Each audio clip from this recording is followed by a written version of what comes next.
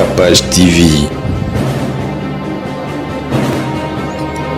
Capage TV. Mais Maman Lydia, vous allez m'excuser, ce n'est pas pour juger Maman Lydia na humain, na moutou, mais Maman Lydia a déjà son apparence boye. Et tal, il sera bis un pied dedans, un pied dehors.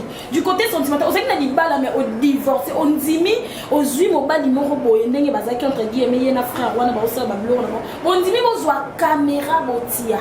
Chose où ils ont la plus grave, où ils ont quelque chose offensé par un zambébélé, au tir caméra, au bandit qu'on filmé. Après le long, il dit qu'il y a yo et bimi, au lobby, moi je conçois mal, je suis à l'intimité.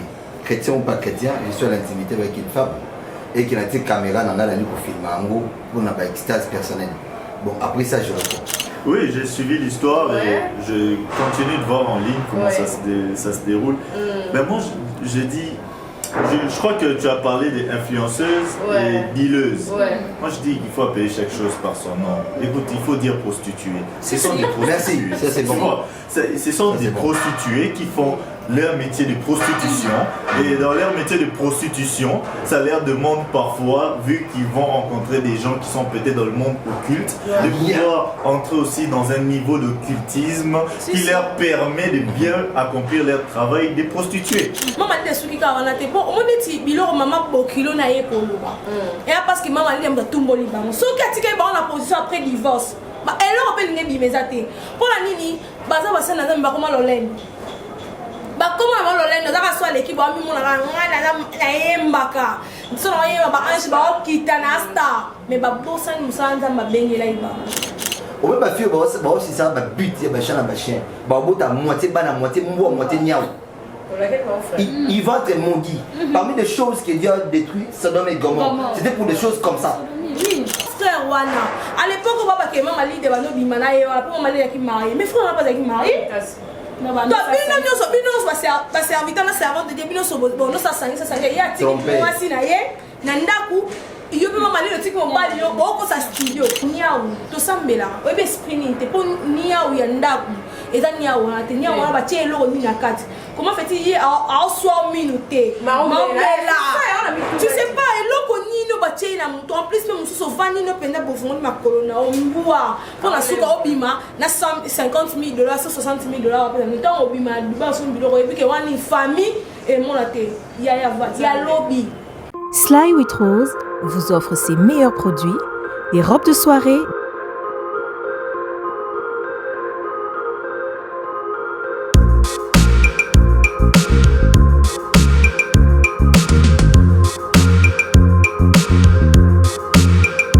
des sacs, des chaussures, des perruques et d'autres accessoires.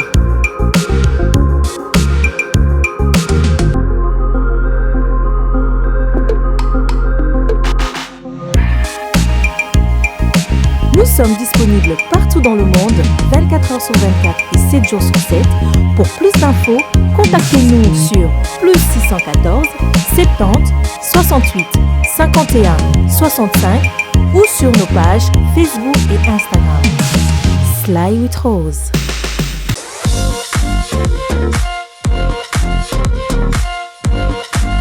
Pour tous vos travaux de nettoyage, entretien des bâtiments et autres locaux, édératisation, nettoyage des véhicules, des transports, des vitres, ramonage, sans oublier vos salons et canapés.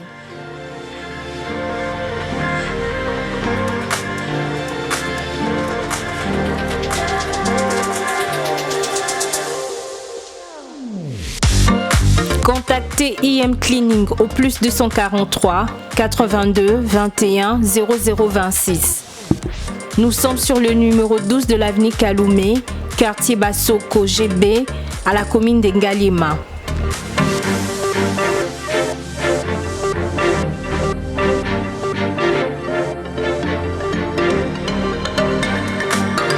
IM Cleaning, simplement le meilleur.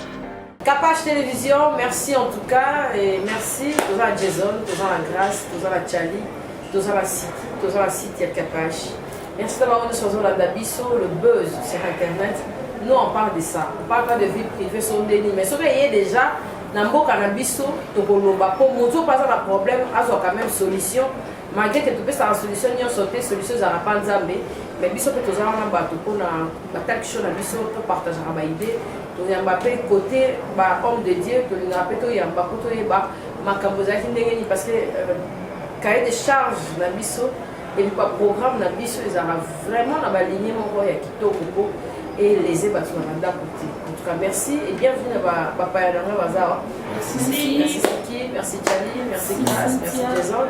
Merci d'avoir eu nos na biso au sujet na biso ezali bino nyonso boyebi oyo elekei na réseaux sociaux contre Yannick Touba chantre na biso de l'éternel ye déjà otaki oleka mpo problème ya mariage et puis azongi lisusu côté ya likambo ya mama Lydia tomonaki mama Lydia asalaki mpe live na ye sur internet yango mpe tobanda nango donc topesa idée na ye et puis makanisi na ye mpona likambo oyo mpo bango bamemaka mpena lokola biso nde tomemaka nkolo mpo bango mpena nde bamonaka baange na nzambe place avanda bamema biso bamessage kuna entre parenthèses et puis deuxièmement affaire badileuse na bainfluenceuse po bango nyonso baosala kaka mosala baokutana na business na bango tolobela yango parce que eza bamama nde baza bango bamemaka vie bango nde bamemaka nyonso soki bango babandi kobebisa tozomona pena mwana mwasi azomelisa nyau nzambe babi na ndako mona nakoka nyau te mais oke nyau nde butu na yo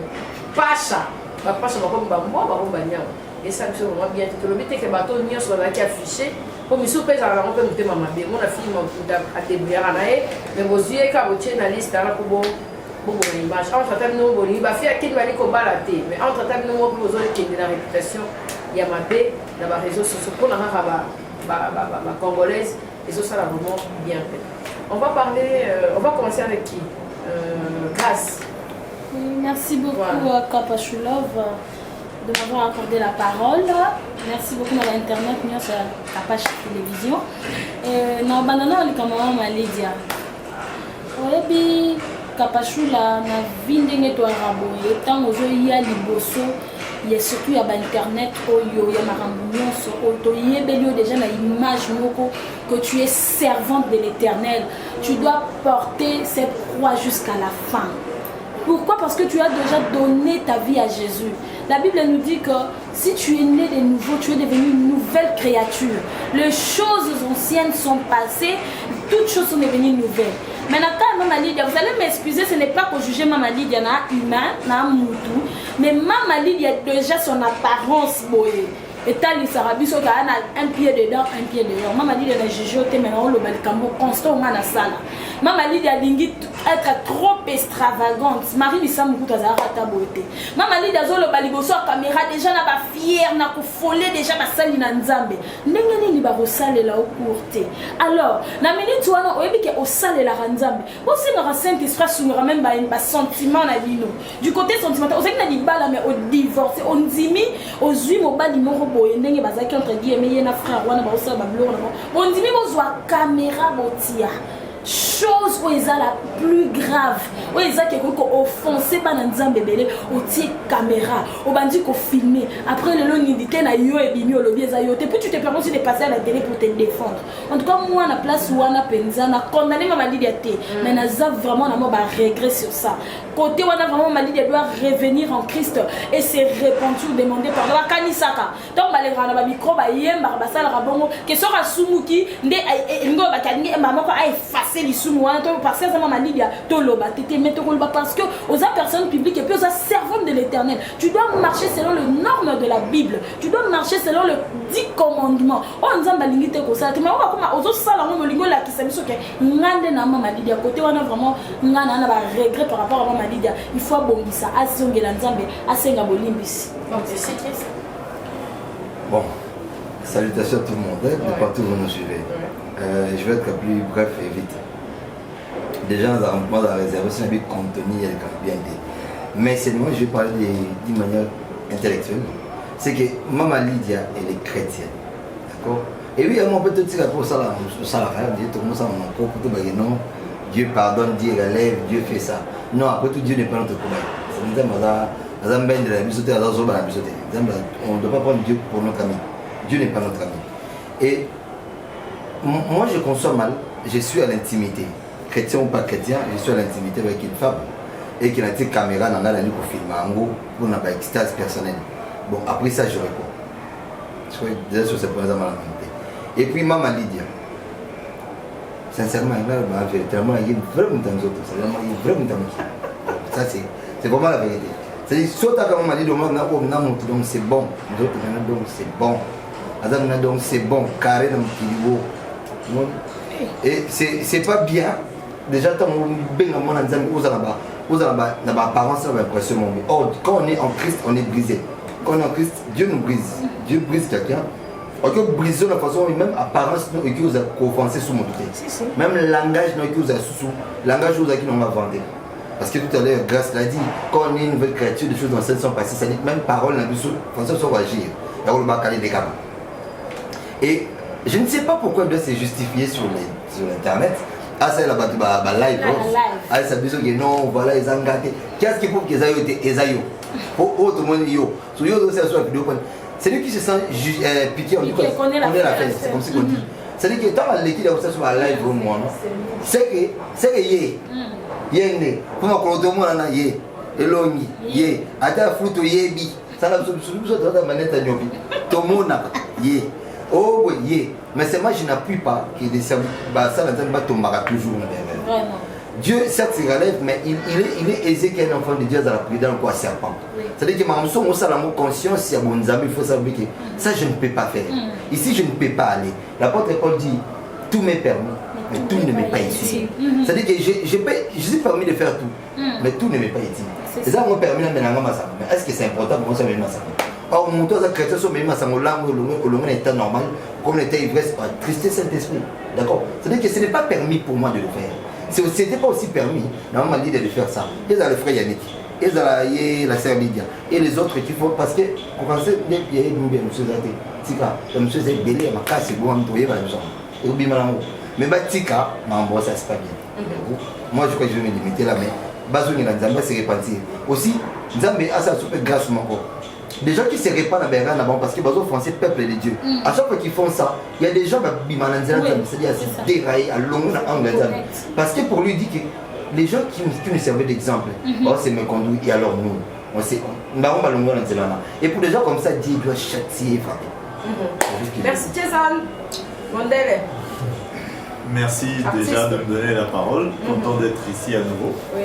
Félicitations pour le film. Pour le film, merci beaucoup. Le film est sorti, je crois que j'ai encore un nouveau film qui sort. Formé bientôt, je crois que c'est la continuité du clip de Bakosa Lelo côté de Nadège. Oui, la continuité, la version film, je suis à l'intérieur. Donc je suis dans le film, bientôt il sort. Vous voyez Pochilo sur Instagram, vous allez voir c'est lui le réalisateur. Encore, voilà, et j'ai encore quelques carnets, des dates pour certains films qui arrivent aussi. Bon, je suis là. Bon, pour le sujet, le premier sujet qui est sorti ici, j'espère ne léser personne en disant que je ne connais pas Maman Lydia. Je ne la connais pas et je viens d'apprendre aujourd'hui l'existence qu'elle était servante de Dieu, chantre, elle sert l'Éternel. Moi, ce que je veux dire, je ne vais peut-être pas parler avec la même vigueur que les frères et sœurs qui sont ici, mais ce que je peux dire, pour moi, la première erreur, c'est l'idée. L'idée qu'ils ont eue déjà de se dire, ah, et si on prenait le téléphone? Ça, c'était déjà la première erreur. C'est-à-dire, la première erreur commence dans la pensée, de prendre déjà son téléphone pour filmer. Ça veut dire même pas arriver à l'acte et puis non, écoute, garde ça bien, protège ça, non, écoute, c'est aller, c'est diffuser. Non, la première erreur, le déroutement de tout cela a commencé dans la tête. L'idée de ce film. Pour moi, je dis, c'est désolé encore, dommage, et encore qu'ils sont encore chrétiens.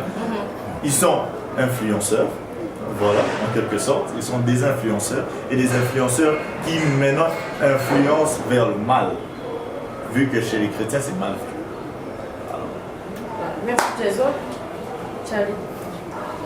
Merci pour votre dossier.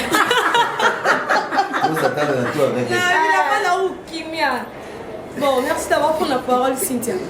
On a pris la maman Lydia, maman, neti nga mambo eleka mikolo na mboko esisa yango mayele surtout etiki bato baza otobake bato baza libanda ekoti na kati église po eza église eza esika tozalaka so nana baproblème na nga nayebi ke mama ayembaka bien so nalandi ye par rapport ya nzembo na ye nakomédite bien comment fait que autant na ovanda bonata mama lide soki abandi oyemba ida video wana eza normal so neti nga wana otala esu te parce que mama wana na ndako na biso ata bapriere abuto ya bapapa banzembo na ye biso toande koyoka mingi toyoka ze basonera bato nyonso ya ndako parce que lelo toza mpe na bana mike oyo banomoni ke moza tellement sainte ke baniveau moko bo bakoma na bainternet tozombela mpa batelefone mwana na soko andimeli nzambe na bomwana soko omona biloko wana mama lide soki kaka wana te mpo omoni neti biloko mama bokilo na ye koloba eya parce que mama lide moto atumboli bango soki atikali bango na position après divorce eloko mpe lingi ebima eza te mpona nini baza basali na nzambe bakoma lolendo bakoma na balolendo ozaka so aleki bamimonaka nga nayembaka so na oyemba baange baokita na star mais babosani mosala nzambe abengela ye bango nakoyemba no motu mosu akobika eza kaka te ke fo ndake kaka kosambe nakokaka nzimbo moko baparole olobi nga na ndako na biki babosani mosala oyo nzambe atindela bona mokili to bakoma bao bato basnap lokola biso akoma mpe baposa tiktok lokola biso eloko mpe mama oni koanvie bakomi na kopesa basama nyonso bato ya nzoto tosalaka ntango mpe nakokende nasala nini na filme mpona mosala na bango te bao baza basali na nzambe tolongola biloko tokoyembaka totyapa bango baservante te te bando koleka wana mama linga ndosala basystème ya bapriere mo baline boye amesosa adoration oyemba bosambela boprie so olandaka chaîne na ye yo divorce na mobali eumeli te baotopesa lettre na divorce napesi otika ata mobali wana parce que makambo oyo osali ye eza ya minene mobali wana bokobimisa o na toi bokobimisa na internet mpo abomba yo osali live ya koexplike ke naolinga nabala bosambela mpo na nga mpo nga nalingaka mibale bambinga yebisanga il aime les hommes noirs de c'est mature pour mon idée place kendaki to maman bokilo na mona bite mwana nga na bombaki yo to mwana nga mona ki azazo bana bombaka yo ko humilier na parce ya humilier po yo mto salima parce que yo no tricher na ndaka libala en plus na frère wana à l'époque baba ke mama lide bano bimana ye wala po mama lide ki marié mais frère na pas ki marié non ba bino ba serviteur na servante de Dieu bino so bon no sa sanga ya tiki mwasi na ye na ndaku yo pe mama lile tiki mobali yo boko sa studio imagine te mobali mama boko na bi mobali na yazela mama lile ba studio ya rati ba 4 en plus vraiment ba bis ko sa ila nzambe ya te ko bosa ba droit na bo moi si na ndaku quand même parce que mobali na réclame lia raté à mon moi si te moi ça ko bi mon na ke studio na ke séminaire na ke boy pourtant no miss mama lile yo bi na mo so ba image ya mama wana soka vandi boye wana la tili puta moko na blouse noire moi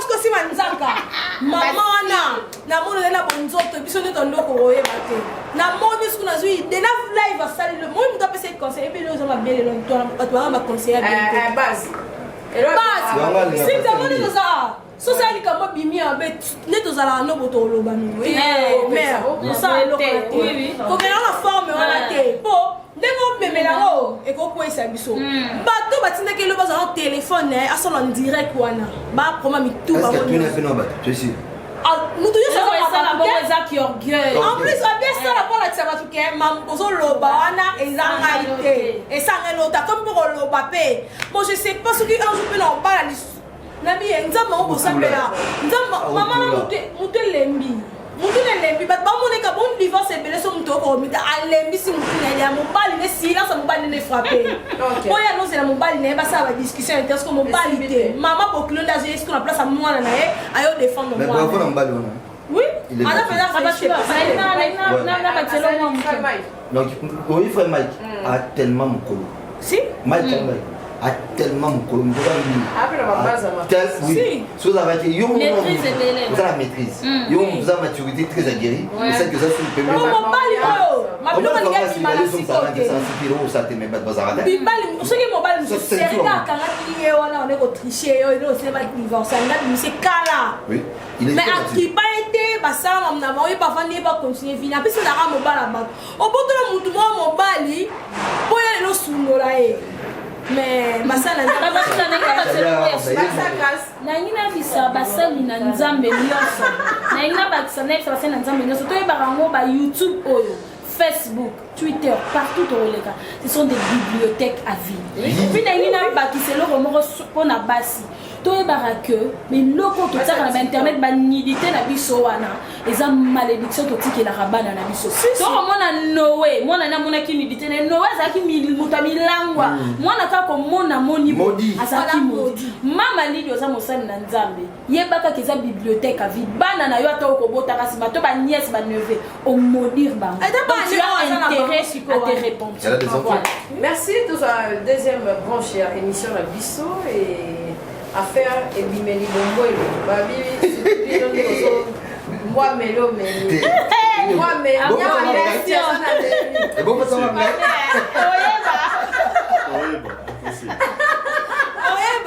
babi liste amula ezo bimalana bah Jason bazo magnifica ma fille a menti vu voilà. Commence par toi Jason, tu as suivi l'histoire. Oui, j'ai suivi l'histoire et je continue de voir en ligne comment ça se déroule. Mais moi je dis, je crois que tu as parlé des influenceuses et dealeuses. Moi je dis qu'il faut appeler chaque chose par son nom. Écoute, il faut dire prostituées. Ce sont des prostituées. Ça c'est bon. Ce sont des prostituées qui font leur métier de prostitution et dans leur métier de prostitution ça leur demande parfois, vu qu'ils vont rencontrer des gens qui sont peut-être dans le monde occulte, de pouvoir entrer aussi dans un niveau d'occultisme qui leur permet de bien accomplir leur travail des prostituées. Donc nous faisons un sujet sur des prostituées et les influenceuses, qui est influenceur et qui ne l'est pas. Ça aussi il faut voir. Aujourd'hui Jason Curtis cherche à mettre le cinéma auprès du peuple congolais, à ramener quelque chose qu'il n'y avait pas. On connaît le maboké, oui, Jason aussi a fait le maboké avec mon frère Sinki, on a beaucoup fait le maboké. Maintenant, je vais ramener un côté cinéma. Oui, quelque part, on peut dire, ouais, il influence aujourd'hui, il y a beaucoup de gens aussi qui veulent faire le cinéma comme moi, je vais ressembler à cet acteur, je vais faire ça. Quelque part, je suis aussi influenceur. J'ai une communauté que j'entraîne, mais pas parce que je me suis levé. J'ai fait des photos, je suis allé sur Google Ads, j'ai payé mon abonnement, j'ai beaucoup j'ai fait une promotion, j'ai beaucoup de likes, des likes me suivent et là maintenant j'ai fait une photo au bout d'une fleur, je suis influenceur parce que j'ai fait une photo au coin de mon... Non, t'es influenceur en quoi? T'influences en quoi? C'est quoi cette vie que tu veux offrir aux gens qui peut leur aider à apporter un plus dans leur vie? Est-ce que tu es un pasteur qui prêche en ligne, qui pousse les gens à devenir chrétiens? Est-ce que tu es ce musicien ou ce modèle? Voilà, qui es-tu? Influenceur en quoi? Et dealer, arrêtez, de deal c'est pas mauvais. Faire un deal, c'est quelqu'un qui mène une affaire, qui mène un projet, qui mène quelque chose de bien. Là ce sont des prostituées. On parle des prostituées, c'est tout. C'est une liste de prostitution qui sort et je vois il y a aussi des règlements de compte. C'est vrai que dans cette liste-là, il n'y aura pas tout le monde, ça ne sera pas vraiment tout le monde seront repris. C'est vrai que d'autre part aussi, c'est une équipe appelée Sarah Kanda, Yope Kota na liste. Donc c'est comme ça. Il n'y a pas une source crédible sur quoi on peut se baser que voilà, c'est authentique, c'est vraiment crédible, voilà, c'est officiel. Non, c'est le temps, c'est le show, ça se passe sur le net, ça nous plaît, on regarde, on s'amuse, on rigole, et puis ça va passer. Merci Jason et toi dans Chani, Mamba Dossi. Mamba Dossi, comment qui t'ouvre quoi? Grâce à Nia, moi c'est ça Jason. Mamba Dossi. Bon, n'a pas la fille wana ba vidéo bini quand les frères na utu bato be na ba n'a pas la kino nga bandumba babula baza basi ya soni ba frère bino bolinga babula et moi ni baza basi ya soni et puis ba aussi sa biso bandeko na bango basi valeur na o asala rango na o asala to asuna valeur te pour les lois ça comme que na ke Dubaï na mutu na imaginer ka Congo OK na ko pambo ke ko pania en plus et ba fio na bazami te mama et puis na tali vidéo moko penza za ola nia wana zo matele na mtina mutu tani wana misne na vidéo misu na ezo pela ceux qui mort ceux qui jaune ceux qui nini maman oka oyaki et puis ma ezo bima pe oyaki pota oyaki a uti voyage oye osombi soki fuga otambola nango soki osombi okina babengo nini oke soirée ndi tongo basoirée mpo mingi wana so nani bafi ya tiktok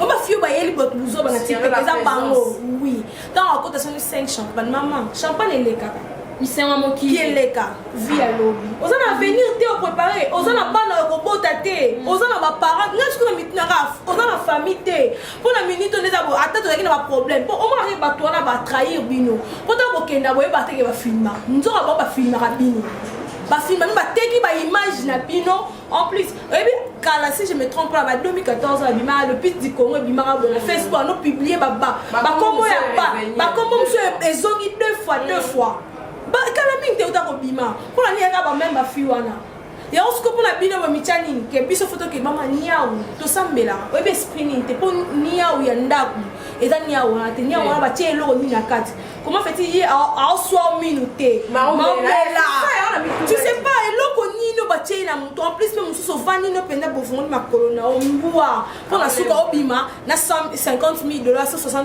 000 $, wapesa ntango obima na dubai osombi biloko oyebi ke wani famille emona te ya lobi Grâce. Kapashula na oloba boye sur sujet oyo eza vraiment sujet moko foto lobela ngo oyo ezosalaka bajeune fille ebele na baoyo bazobenga bainfluenceuse baduleuse na biso bato soit disa tokomi mpe na bainfluenceuse te eloko ezosala biso c'est du copie-coller. Ça c'est la première des choses. Moi si ce n'est pas Kapashula boye namoni ma basket bien mon sac bien mo eloko bien ngape na linka na koma neti Kapashula ou soit na leka na leka Kapashula yango ezo mema biso oyebi te frère Didier Diso ayebi yango avant oyeba osala moninga mabeto landa moninga yeba source nezali alors tant ezo tinda bazolanda babiloko wana nde ezo tinda bango na bikota kota bakomi tinda kobima na banya ou na bambwa. La deuxième des choses ce sont les hommes mande bazabo Nibali na na posala bi mama bali mo le roi Jason te ba sistema eleki yebi ba côté na bloqué fo un bon na sona na mbongo te na sala raté Congo misala te bongo malonga te fa so mbeli neta mais na kaka na kweya na osani na ki oluka ne zo sina na ke fo et Jason a déjà bloqué te da pesi ka exemple ya exemple donc Nibali connaissez na exemple la siki voilà son ma veste boy na son ma lunette boy na mbongo te no sani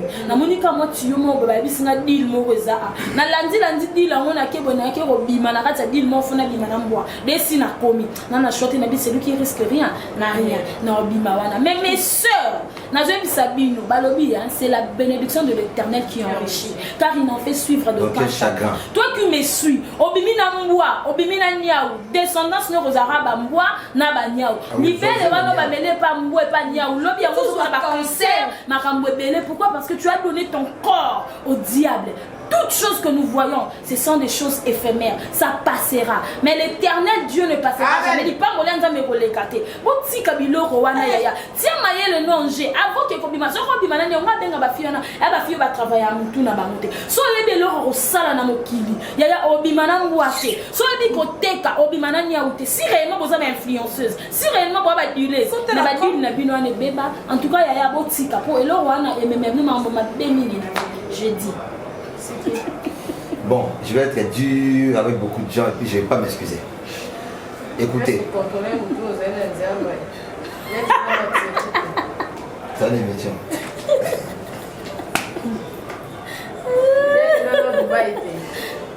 Ah bah t'as avion. Oh Dieu de ma vie. Elle vient repriver la TV. Pas de souci. Il faut créer un quota. Instagram et Bon, je vais être dur avec des influenceurs, des dueleuses. D'abord de 1, Bafion Bumbinga, Baduleuse et influenceuse. Bon, j'aurai taille autant parce que la majorité de vos âmes je vous l'ai dit. Les mots dul les a faire des affaires. Du moment que je me trompe. C'est faire des affaires. Influenceur, je ne vais pas seulement dire influenceur, mais influenceur parce qu'il y a aussi des influenceurs appelés. Influenceur, ils ont montré à apport dans la société sous le sens positif. Un exemple moins simple. On va se souvenir, Michael Jackson a apporté beaucoup d'argent en Afrique. Tant à Bitumbaya, je crois qu'il y a Il y a tu as mis ça en Afrique, dans le pays africain, Boussani. Michael Jackson avait amené son argent pour sans abri, Haïti. Je crois que c'était Haïti aussi, mais en Afrique pas même. L'Afrique pas même. Après, si place, moi, autant la classe et tout. C'est ce qu'on appelle influenceur. Il influence dans les biens et pour l'avenir. Et pour l'avenir, il y a Oezoya. C'est celui-là qui influence. C'est lui qui influence et c'est lui qui, quand il passe à la télé, quand on te voit, tout le monde te respecte. Sans que, dans la montagne, les gars, obligé de faire un ayouk, non, sinon on va pas. Si je peux tirer quoi de la personne, c'est ce genre qu'on appelle l'influenceur ou influenceuse. C'est comme mon tour, ça dit, là, mon tour, on a mis net yo. On voyage à Mingi. Attention, tu voyages à vous avez un cop. Il y a un peu à voyager, on avoir le temps après quand même au soir. Mais à voyager à Mingi. Vous avez un cop pour ça, mais pourquoi on ne te voit pas mettre des chiens et des chats? On peut pas faire aussi ça, but, il y a un chien, un chien. À moitié, à moitié, moitié, niaou. Il va être maudit. Parmi les choses que Dieu a détruites, Sodome et Gomorrhe, c'était pour des choses comme ça. Dieu ne change pas. Il est le même hier, aujourd'hui et éternellement. Sa parole n'a jamais changé. Il a dit, dans ma parole, ne retranchez rien, n'ajoute rien. Ça, c'est Dieu. Sa parole reste statu quo comme ça. C'est-à-dire que tant que ça, on a pas caboche. C'est beaucoup quand c'est question de bimina ou ça, parce que ça, pour des raisons occultes. À soi, bimina, bon, je vais influencer. Je vais on va ça, mais la mingue, elle va toujours à l'église. C'est ça. Et on appelle ça abandon à l'église.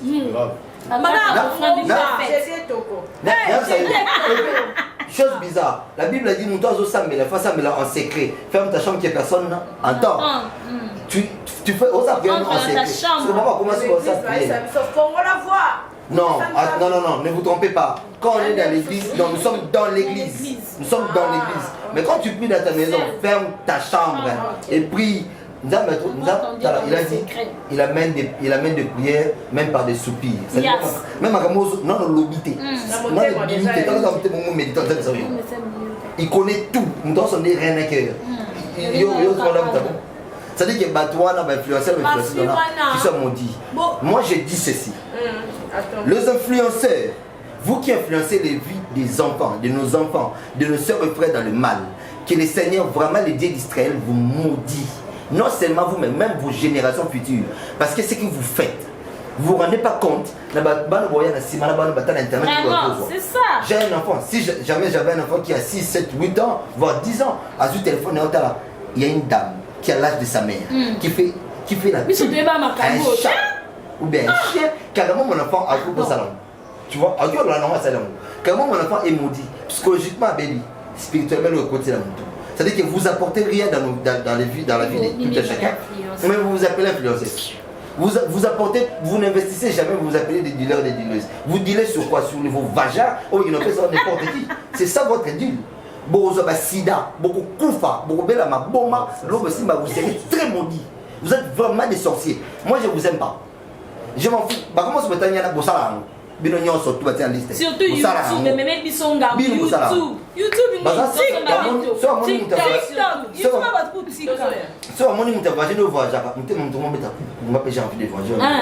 tu n'as ni passeport, même pas ni passeport, tu n'as ni argent. Chez vous, chez tes parents, la place mais toi, tu veux donner la bonne impression dans Internet que autant de tout caché. Mais va voir tes parents. Beaucoup de filles qui sont sur les TikTok, qui font des TikTok. Tu n'as la famille à Bango. Merci. Nous devons amener maman, ma bateau. À te photo ma statue, ma mère, pourtant j'ai fait tout. Pour elle, il faut faire tout. Refaire tout dans moi. Au robot, à monter monde. Ok. Merci Siki. Jason, pour conclure, un mot gentil par rapport à Onus Balandiso. Grâce, Charlie et puis Siki. Pour clôturer. Pour dire un mot peut-être gentil, parce que là on était trop plongé dans le négatif. J'aimerais pousser d'abord les gens à beaucoup plus se cultiver, à beaucoup plus réfléchir sur qui nous influence en quoi et qui nous voulons prendre comme modèle. Soyons positifs, parce que être positif, être gentil, avoir des valeurs sûres ne fait pas de nous des gens moins que rien ou des gens plus bas que les autres. Ça fait juste de nous des gens qui ont une personnalité sûre. Alors je bénis tout le monde qui nous regarde et je salue tout le monde aussi en passant. Et pourquoi pas, suivez-nous, suivez nos actualités, suivez tout ce que nous faisons et que votre semaine soit bénie. Voilà. Toutes les personnes qui ont suivi cette émission. En tout cas, Nakoloba Kaka Eloko Moko Isaac, un homme averti avant d'eux. Yo oso yebi tika maramba mabe ozo sala. Éduquer une femme, c'est éduquer toute une génération. La femme ozo landanga na minute oyo oyo osala rababilo wana. Yaya kozwa mbongo ezaka na obimana nia umbwate. Kozwa mbongo ezaka na marambo ebele pe ya malamu. Car ndé papa msoti koloba, soki tozo tala yo exemple nini tokozwa eloko nini na mutu ya tokozwa.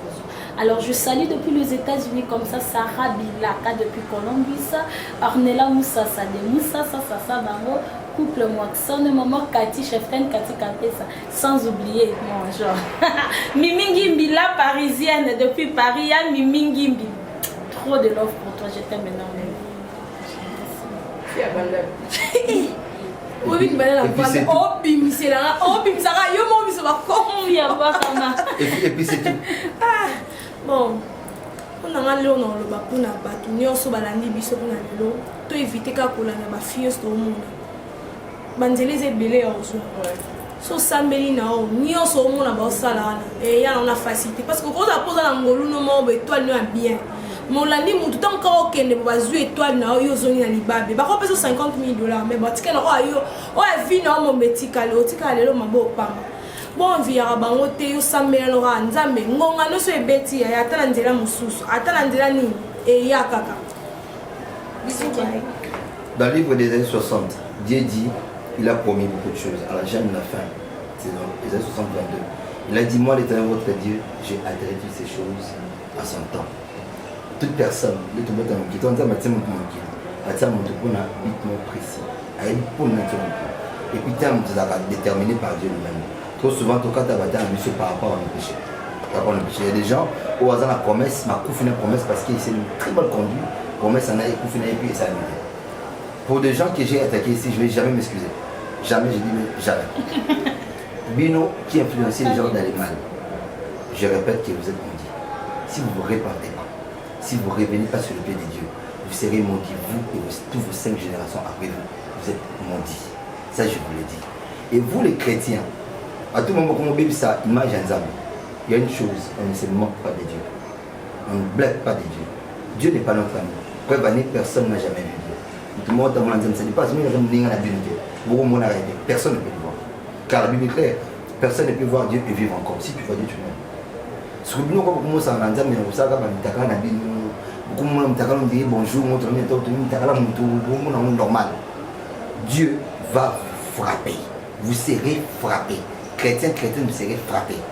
Et par là, je crois que Dieu n'a pas fait sa salutation, parce qu'il n'est pas entendu qu'on va influencer, vraiment canal. Et je salue Babylone sur Capage Télévision, mais je crois que vous restez bien. Mais vous, les dealers et les influenceurs, vous, si vous ne vous répandez pas, bon, au monde en 2022, pourquoi Moïse a mon interpromesse ma compte.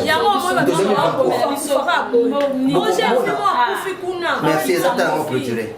Bon, au monde en 2023. On va faire on a Kingabwa Lobby sur 21. En plein remorquage. Beaucoup de monde en 2023 mais beaucoup de noté parce que vous blaguez avec Dieu et vous influencez les vies des gens dans le mal, que vous soyez maudits.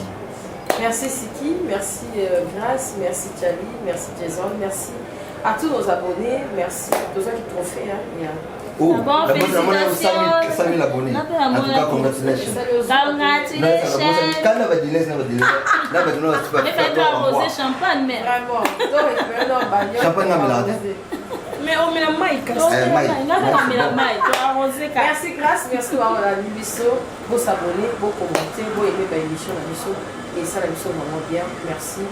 Bye. Prochainement, nous avons une conférence face à la presse, face à Batunion. Moi de la femme, tu as la date. Si la semaine, ils ont maman, on y a sur la tonton, nous allons pour te partager sur le sujet parce que la communauté congolaise, ils ont des niveau de colons, arbitre à Zate, Bazate, mesure que les cas à Bongo, tu as besoin de bisous, bien le pôle à bisous. Et ça, la bisou vraiment bien, beaucoup commenter, la idée de la bino.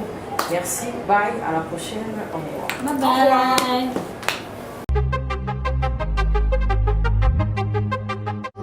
bye.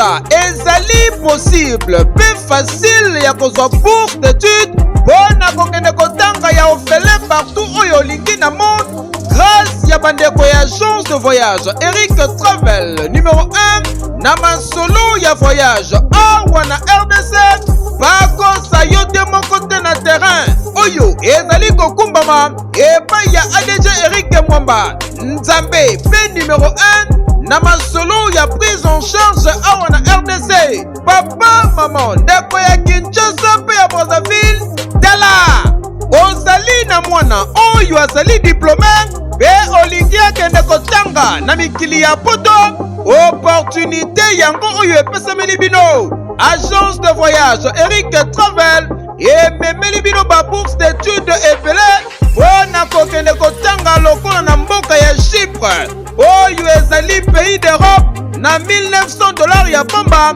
oza mobimba na bourse d'études complète oyo ba démarche ezali kaka kosala 5 jours ya pamba pe bazali kobeta yango dada okei kotanga ya ofele pendant cycle mobimba na ba université ya minene ya mboka ya Chypre.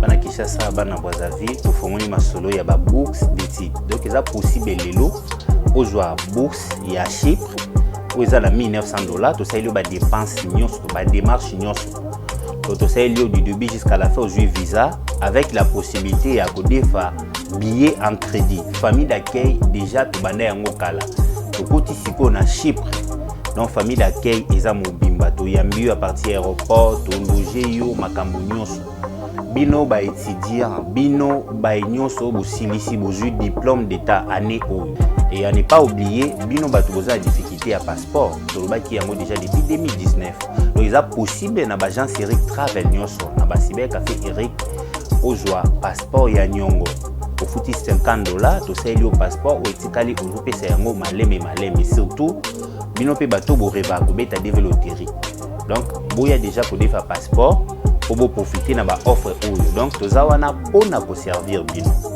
okanisi esili ba bourse d'études ezali mpe mpona bamboka ya Canada, États-Unis d'Amérique, na France, na Tunisie pe na bamboka misusu oza mobimba na prima ngondo oyo pe soki ozali na billet agence de voyage Eric Travel ekopesa yo billet ya nyongo logement encadrement pe orientation mpona bino ba étudiant soki okomi na destination pe entrée express Canada na $5 ya pamba oza mobimba ba résultat sur place adresse okokuta biso na Liberté 11e rue industrielle le KINPP na commune ya Masina quartier sans fil en face ya robot roulage oyo ezwami na Kimbuta na Matonge na commune ya Kalamu tozali no loin ya maison communale ya Kalamu pe na rond-point Kintambo magasin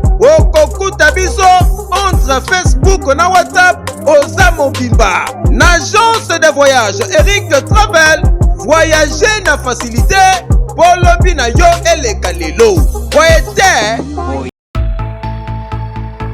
Vous êtes à Kinshasa à la recherche d'un cadre au confort moderne pour vos séjours? Une gamme des meilleurs services pour votre entière satisfaction vous attend chez Ozanas House.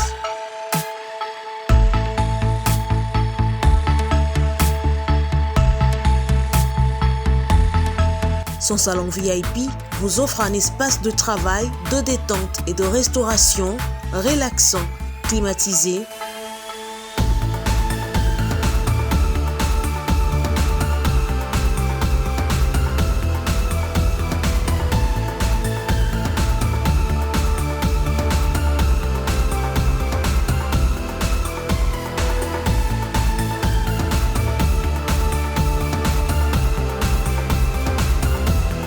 et ouvrant sur un balcon qui vous offre une très belle vue. Et d'une cuisine entièrement équipée.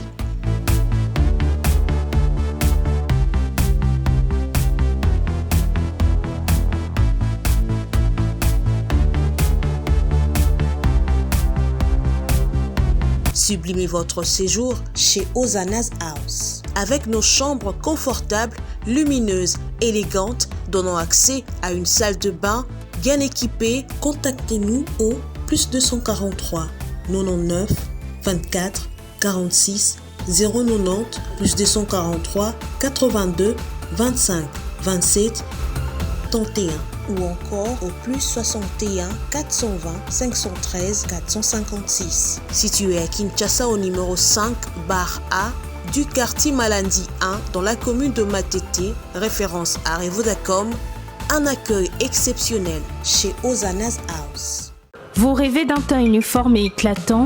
La gamme de produits Rude Beauté vous offre un soin complet pour teint d'ébène et pour teint clair. De la lotion à la vaseline pour lèvres, sans oublier les savons et les sérums pour acné, sa gamme de produits variés élimine les taches et imperfections de votre peau tout en la gardant éclatante et uniforme. Ritz Beauté aye lisusu Cynthia Kapash auti kosukola apakolaka ba gamme de beauté ya Ritz Beauté. Bato nyonso balingi te na bango ezala kaka lokola mwindu ya ngoro. Yango gamme oyo ata bébé opakola ngo. Olingi te na yo ekita te emata te ozaloka mwindu kitoko oyo éclaircir poto na yo oye a gamme oyo. Mafuta na biso yango nde mikolo nazopakola. Oyo eza na base ya papaye, savon na biso eza na base ya papaye. Mafuta na biso pe kitoko ba oyo balingaka monoko na bango koma na kwa mwa rose bokomi kosisa te biso na mpona kobebisa monoko te. Ritz ya beauté ayebi biso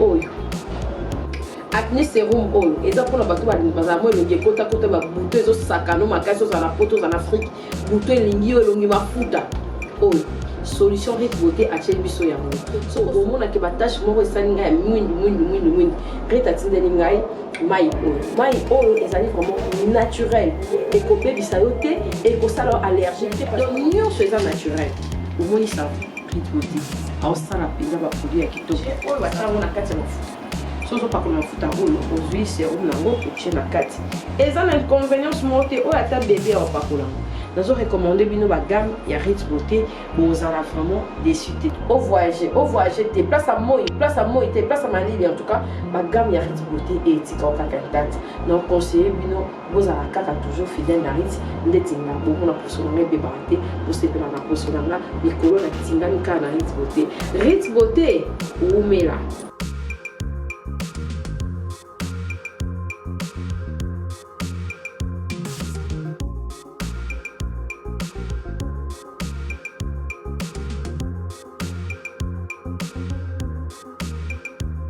Utilisez-les dans vos soins quotidiens pour un résultat sans précédent. Fier de ma peau, fier de Rude Beauté. Capage TV. Capage TV. Capage TV. Capage TV.